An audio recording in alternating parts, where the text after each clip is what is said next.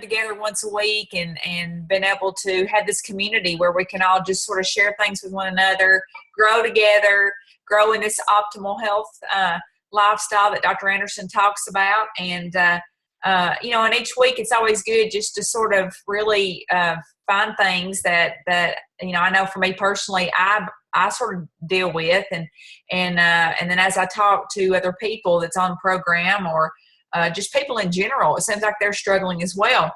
But we talk about this outer well-being, and I'm sure everybody on here, whenever they began this journey, it was about being able to change the outer well-being of yourself, right? We had to get rid of some weight. We had to feel better in our clothes.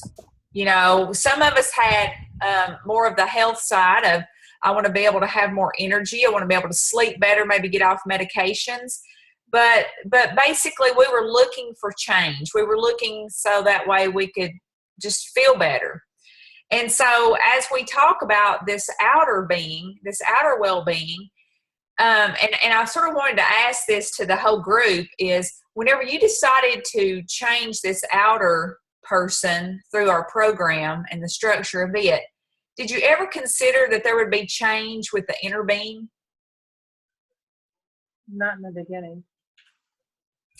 So let's sort of talk about that just a little bit. So would any of you share with all of us that what has changed so far inside of you since being on the program?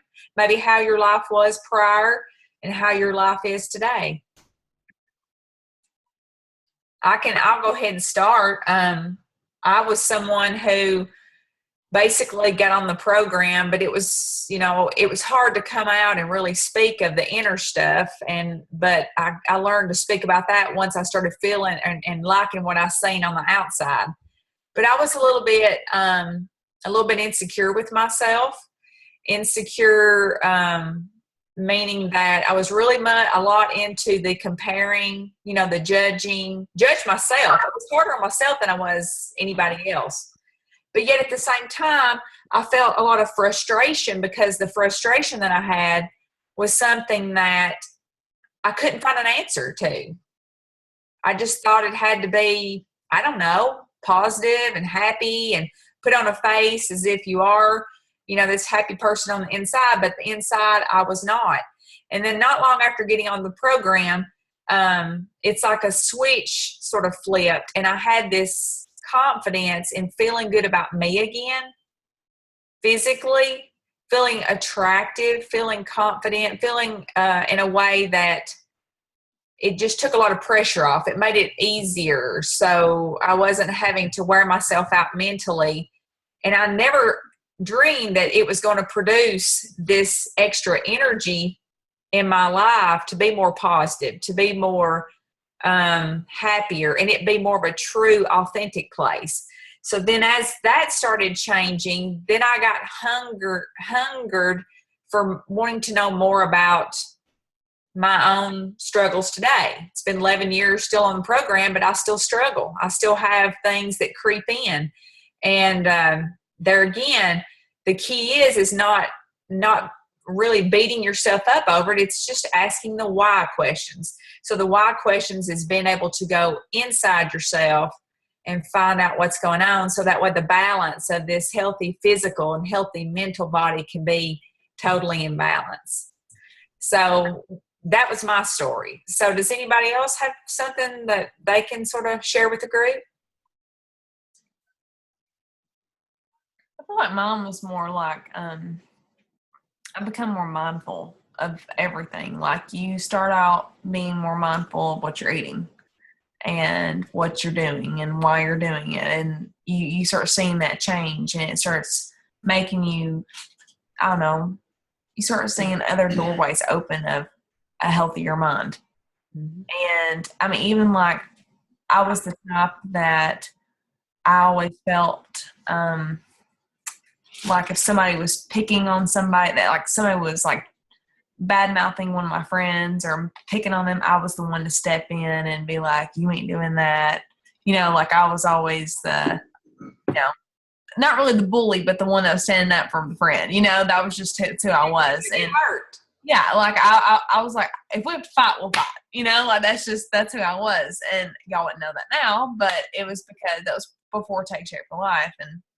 And then it was funny because I think those things still come into your life where you're put in that position, and it does make you stop, and your first initial thought is the habit of, I need to react. Like, I got to react to this. And you're like, wait, that's not, no, why would I react to that? Like, that never goes anywhere. And it's really cool, like, how through the years you grow. Because, I actually had a situation happen to me this past week. And I was always, I'm pretty honest and truthful when people ask me for their opinion. But for this, somebody they try to get in my bubble and try to hurt me in a sense.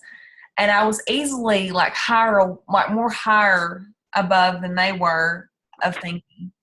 And I think that's pretty cool. Like, whenever you can see yourself, like, go, man, I used to react to that like this, and now I don't, because it doesn't matter.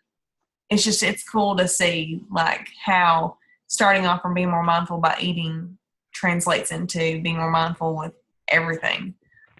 What's really serving your well-being every single day? Is negativity serving your well-being, or and more than likely it's not. So you try to find different ways to make your well-being more positive, and so with that it grows, and then you turn into something else. It's really neat. It's like a domino effect of things. In a nutshell, it's not just growing, but you're maturing.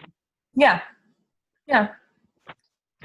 But you see so many people that are your age that are older that react that way. I used to react, and you're like, and then you start thinking about yourself. You're like, I took a lot of, personal responsibility and personal growth, and realized that the way I reacted to things didn't really serve my well-being, and didn't serve anybody else's, so I think it's really neat just to kind of see like how you grow with Take Shape for Life. Every single year you just get better and better. And I'm sure being able to see that, stop it, and change your path. Immediately. Used to, you would dwell on it a little bit, you'd be like, I'm not going to respond to this yet because I really have to process this. And now I'm like, it's a habit to where I feel like that. No, I don't want to feel like that. So this is how I react to it. It's really neat, I think. Yeah. So Hannah, have you been able to like share these things with people you love and stuff, like, especially, if you can see that they're struggling too, have you been able to just sort of, awaken a few people with maybe what you've learned in this process? Well, yeah, I think it all comes down to personal responsibility. I can share with you all day long what works for me, what makes it better for me. But if you don't take personal responsibility and want to change, then you're never going to go anywhere. I think that's where I had to get to. Like, I had people in my life trying to influence me, and I was always like, well, I'm going to do it my way because my way is the best, And it is the best for everybody. Your way is the best way. It's just you have to be ready to go, this isn't working. I've got to make a change. I've got to find a new route to make me internally happy. Mm-hmm. And so there was books that come into my life. There were speakers that come into my life. There were people that come into my life that really just molded me to molded me in a sense to where it awakened my desire to want something greater. I want to be better. So. Yeah, that's great. And that's what happens. I think whenever, like Hannah said, you realize it and you go, wait a minute, and then you know that there's another option, it's like things start happening in your life. You start, like, there's books. People say, hey, have you read this book? Or, hey, listen to this video, or, whatever it is, or go see this guy, that's, I don't know, things just happen like that. So it's really neat to see yourself grow internally. Mm-hmm. So what about anybody else? Have you? Well, it just brings to mind a situation with me this week is that before, I think I kept things more internally, and through this program, it's been able to help me let go of some of those things and break down some of those doors by being in a support group. Okay, so like that probably wouldn't have been something I would have done before. I thought I had control of everything, and I'm a mom of 7, and we kind of run a tight ship around here, and but I'm glad that those doors were able to be broke down and that I was able to share. And so I'm thinking, as we work with clients, and we've discussed in the past how the ones that will talk to us and share with us are the ones who do better, that we can help them get inside of their thoughts and feelings and share with us. And the ones that don't want to talk with us are the ones that we have the hardest time with, and they're the ones that are usually the least successful on the program. So as with this support group, I have a woman that is a breast cancer survivor. She's my navigator that calls on me, and I'm in her little support group with her, which includes other women, but right now I'm only talking with her. But she works talking to other women like we talk to our weight loss clients. Okay.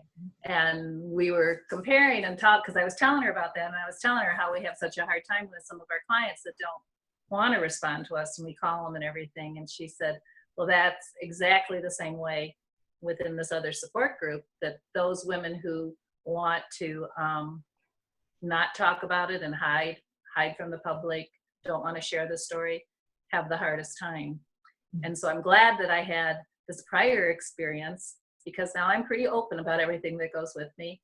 And she said it was to my benefit. And to me, it's just my mission. Mm.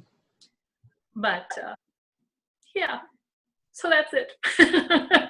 It's so great. Like you said, it's, the support groups and stuff, being able to be open and be able to go inside of ourselves. And I think it's okay wherever you're at. It's not that everybody can just let it all out, but yet if we just, if we're always wanting to grow and always really wanting to have this balance. And I think all of us really can feel when we're out of balance, and we can also feel when we're in balance.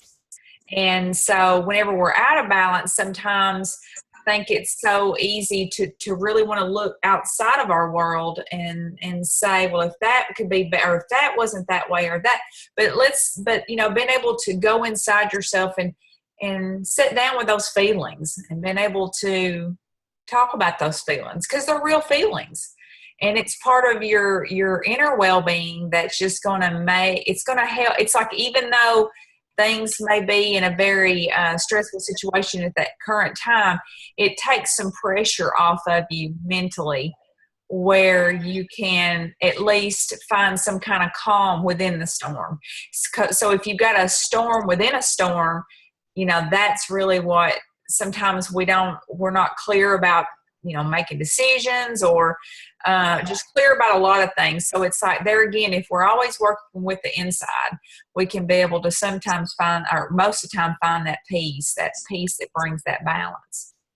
So yeah. And I think that if I hadn't been able to share, be it in weight loss or be it in what I'm going through now, I would have lost so much, because in being open and talking to people, no matter what you're dealing with, it opened me to so much support that I wouldn't have had if I had been hiding it all in myself. That's a good point. I just love it when I'm at work and Deborah Queen or Fran or Leslie or somebody sending me little texts just telling me they're thinking about me today. That's just like so cool. I just like, oh, okay, because this was kind of a bad moment here, but now I'm doing better because Deborah Queen came up and said something silly to me. Exactly. And I think it's the same thing with my clients that I'm dealing with. And some of them are kind of struggling in the summer. It's summer and there's parties and all that, Homemade ice cream. Ice cream, yeah. Fruit. I can't have fruit. Yeah. So it's helped me, because I had that experience and I'm going through this experience, and it's just given me even more experience to deal with them and trying to keep them opening up and talking about it. And by doing that, we're all better in dealing with, these situations that if we bottle them up, it's just hard. It's just hard. I don't know. I couldn't get through it without all of you guys. So I really appreciate it. Oh, we love you. Thank you so much. And thanks so much for being so transparent and just being open and sharing your story, just sharing that with all of us. Because the thing is you're just right now starting a journey that you're going to touch a lot of lives because of your journey and what you're going through. So you inspire all of us. Well, I hope so. Because it makes it more worth it. It's got to be worth something. So. Well, Leslie, we're so glad my granddaughter wants to grow up to be an oncologist now. So not an oncology doctor, but she wants to be an endocrinologist. So well, there you go. There you go. So we'll see. There you go. Well, that's good. That's good.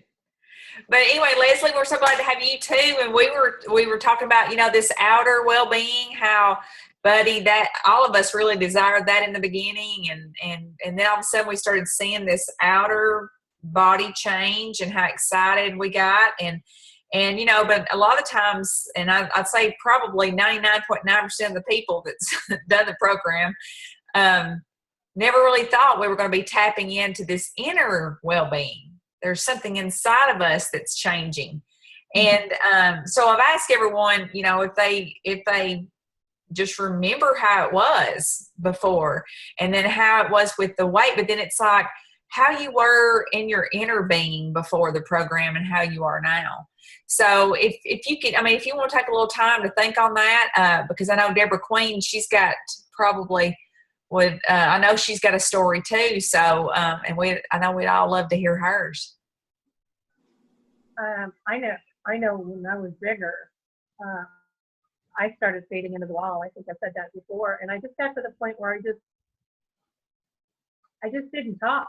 I was getting to the point, and I love the socialness, and I do it in small bits and pieces, but I kind of lost my social skills.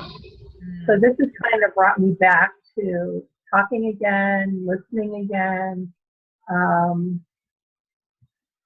becoming more of who I was maybe prior to feeling like I got lost somewhere. So you kind of metamorph again, like the caterpillar into the butterfly. And it's not just physical, it's your inside blooming also. So your inner strength and your inner whatever makes you tick comes out. Whether that comes with the confidence and the extra attention that you get as you're losing your weight, and it all kind of comes around and makes that full circle. That's so bring it all home. Like you said, it's being able to go from the caterpillar to the butterfly, this inside, and it's a very happy kind of place, isn't it? Yes, it is. Yeah. It's like you can almost feel the flutter, and you're like, I know there's something changing here. Can't put my finger on it, but I like it. Like you said, it's like maybe this person that you were so many years ago, it's been able to find that person again, which I think is pretty neat. It's more the positive than the negative. For sure. Well, thank you so much for sharing that, because that's the process of the program, and to be able to touch the mental. So what about you, Leslie? For me, I would have to say, looking back on it prior, I can remember days where I would drop my son off at school and come back home and just literally get back in the bed and go back to sleep because I didn't want to do anything. I didn't want to see anyone, be social. Now I come back home and I've got so much going on. I've just got that burst of energy. I immediately make the bed as soon as I get out of it. So I do not ever get back in. But just, I know that I look at now a lot more positive affirmations than before. And, I'm starting to read more. Before I hated reading. Now I'm actually trying to enjoy it. So it's like the fog comes off. Yeah. Well, that's a good feeling too, isn't it? Yes. The fog comes off. And I'm sure just in the things that you've learned just so far, you can sort of look at those the people's lives, people that you're around daily that you love so much, and it does make you want to just here's a book, read this book, it really inspired me, or here, this is something that I did. And that's the thing, is whenever something good's going on in your world, you want other people to have this. Yes. I mean, because it's there's a lot of suffering, and it's like I said, it's more of the inner well-being that's suffering more. So it's been able to address what's going on inside, but it's hard just to really put your finger on something like that. And everybody on this screen, I'm sure, they just took a chance on the program, and whoever their health coach was, they kept telling them how things was going to change, the fog was going to lift, you're going to go from a caterpillar to a butterfly. But that sounds good, doesn't it? But it's like, really? Is this going to happen to me? But the thing is what we found is through the community of being able to come together every week, we are able to grow beyond and really be able to share more things, because everybody on here is learning something different each week. They're able to share something with each other, so that way that together we're able to move forward and move towards this optimal health place, and which is better than just being stagnant and stuck. Don't you agree? Because I think all of us have experienced that place before. But with that fighting spirit, we're going to find it one of these days. We're going to get it one of these days. And you never give up. You never give up. And you kept thinking that until one day, Take Shape for Life come in your life. New friendships come in your life. How cool is that? So that's why I love this community. And, and like you said, it's more of it's better than, you basically get to select people that have the like-minded spirit, where you get to grow and learn about your health and well-being. So that's what's the most important thing. So with that, I just wanted to throw a little trivia in like we did last week. So, we talk about this inner well-being. So we all have the Habits of Health book, right? So what chapter can you really get down and just sort of learn a little bit more about maybe the inner you? We forgot Rachel. Where's Rachel? Rachel's on here. Oh, I didn't see Rachel. I seen there was a phone number there, but I didn't see Rachel. Hi, Miss Lisa. How are you? Good. Hi, everyone. We've been missing you, Rachel. I know. I've been traveling across the country. I love it. I love it. You're the little traveling queen. Yeah, I'm almost done though. Austin in a few days, and then I'm done. Exactly. Well, I guess you've heard us sit here and talk and share these stories, and I know you've got something you need to add to the group about your inner well-being. How has that changed since you've been on your journey? Honestly, I know most of you guys are aware of that was probably my biggest struggle. Although I started the program just with the goal of weight loss, what I do love about Take Shape for Life, that in order to really achieve, health, we know that the mind is a significant part of it. But what I also enjoy is that it's the process, right? So some days we're going to have great days, and then sometimes not so great days. And like you mentioned, we have the support of each other. I know while I was away, and I got to go home to Louisiana and spent about a week and a half there, and I hadn't been home in about 2 years. And so it's the first time I saw my family, and I was faced with just being back in an environment that wasn't really conducive to my health physically or even mentally. So all I kept saying was like, okay, Rachel, you have to stop and choose, and so some days were was great. And then some days I just was like, Hannah, help, and she was there, of course. So the mind journey is definitely just, the biggest part that, and the biggest benefit, something we didn't expect, but has been, for me, the most significant. Wow. And like you said, but being able to have that where you are so awakened with, like you said, it's more about the environment, but yet your mind, it's like a protector that you're putting around your mind too, because you was able to go back into an environment that was it was just, part of who you were for probably, for many, many years, but you was able to go back and have that contrast about what you're doing for yourself now and then what it could still be like probably. Definitely. Yeah. And there were moments where it was overwhelming, and I would just run, take some mental health time or whatever, and then go back to it. Whereas before Take Shape for Life, I don't think I would have been able to be strong enough to endure some of it. So, Wow. Yeah, that was definitely significant for me. Congratulations. That's a major accomplishment. Yeah, certainly. Thank you. Yeah.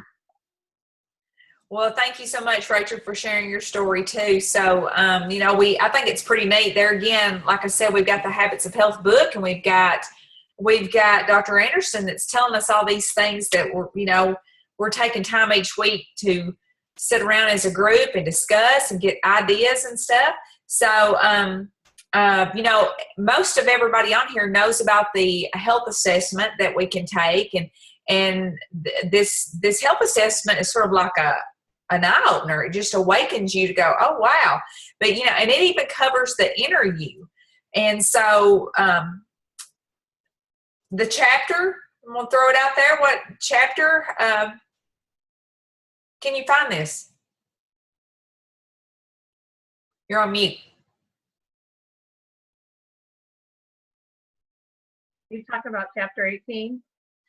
Well, you know what? It's probably pretty much all in the Habits of Health in sporadic places.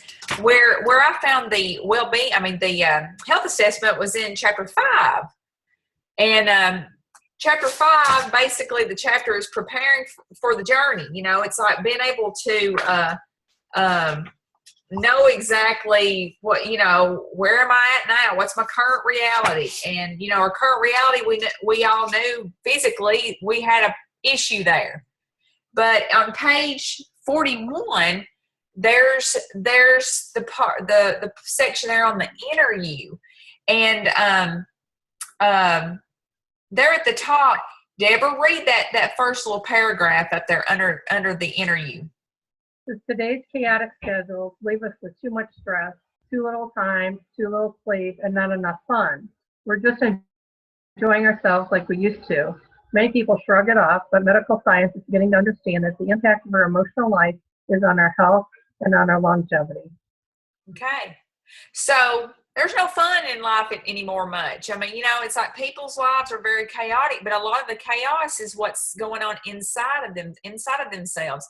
And as you look down this list, you basically could have someone, if you feel that they're stressed out, say, hey, listen, let me ask a few questions. So the first one was my job. Most people has a job. Well, you can figure out, does my job bring me satisfaction? Is it okay, but I live for the weekends, or makes me really despise going to work? These are some things that you're addressing the inner being of the person.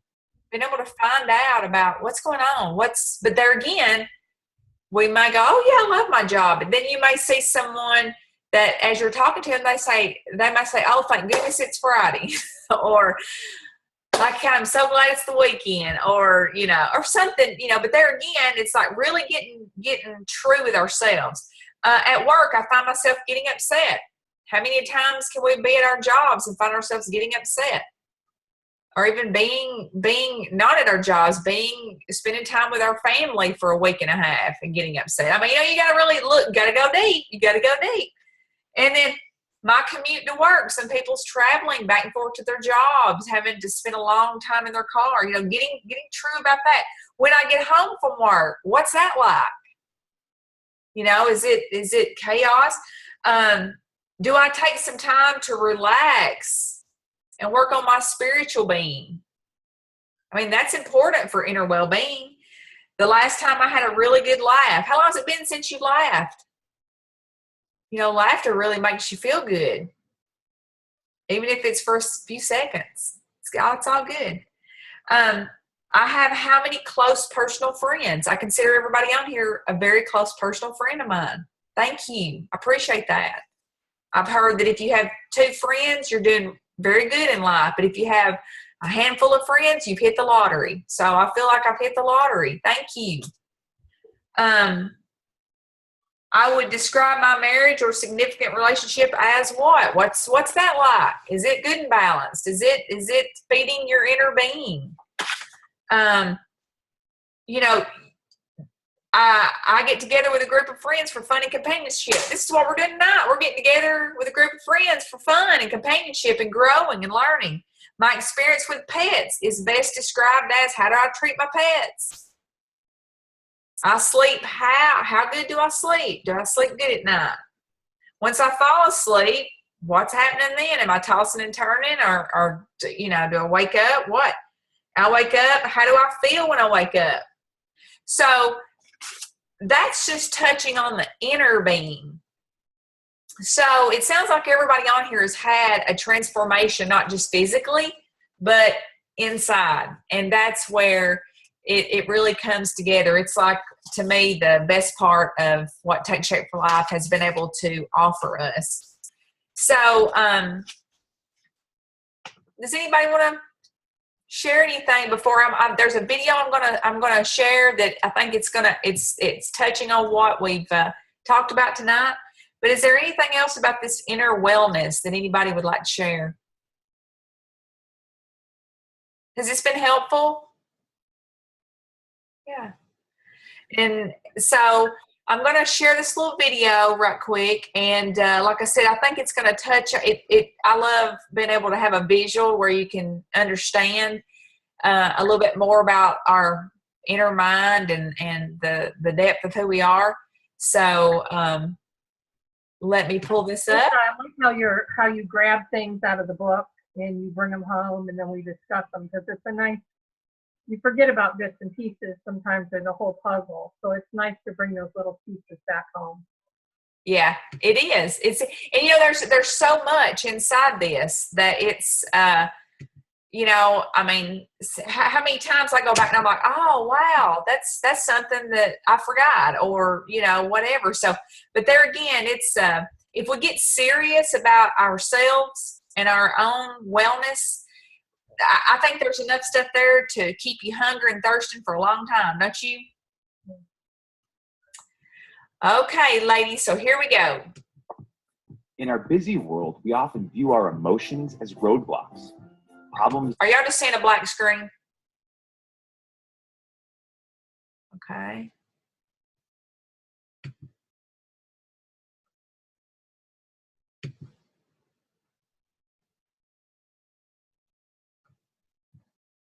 Just a second. Let me do this again.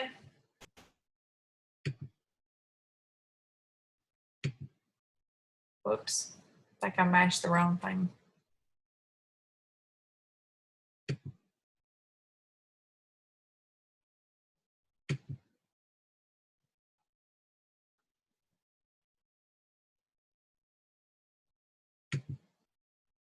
Whoopsie. Sorry.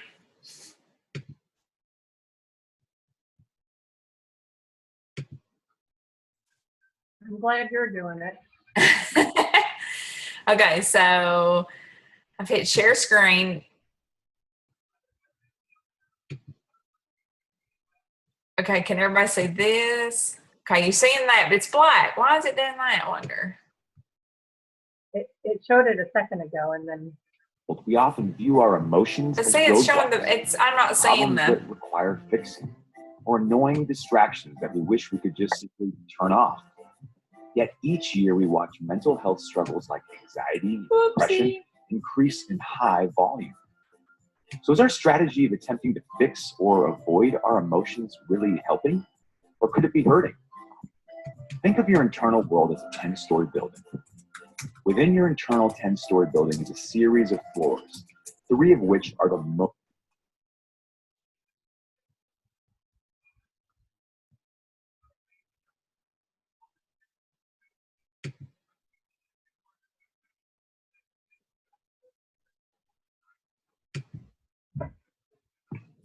in our busy world, we often Okay.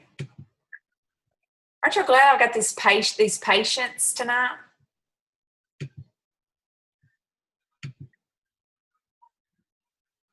Oh wait, now I've lost it again.